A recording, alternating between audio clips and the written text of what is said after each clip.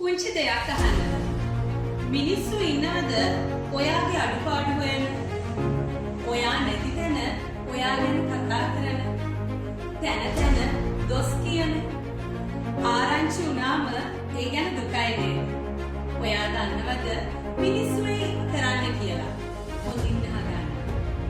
කවුරුවත් ඔබව හතුරෙක්, අභියෝගයක්, තර්ජනයක් විදියට අරගන්නේ නැත්තම් ඒ කියන්නේ ඔයා එච්චර වැදගත් කෙනෙක් නෙමෙයි. කවුරු හරි ඔයාව හෙලා දකින්නවනම් ඒ කියන්නේ මෙච්චර මිලියන ගාණක් ඉන්න සමාජයක ඔයා කැපී පෙනෙන කෙනෙක්. කවුරු හරි ඔයාගේ ළඟට ඇවිත් ඔයාට අභියෝග කරනවනම් ඒ කියන්නේ දැනටමත් ඔයා ඒ අයට වඩා විශිෂ්ට කෙනෙක්. ඉතින් ඔයාගේ අඩුපාඩු හොයන ඔයා යනකම් ඉඳලා ඔයාගේ දොස් කියන ඒවට ඔයාගේ විපරීත ගන්න.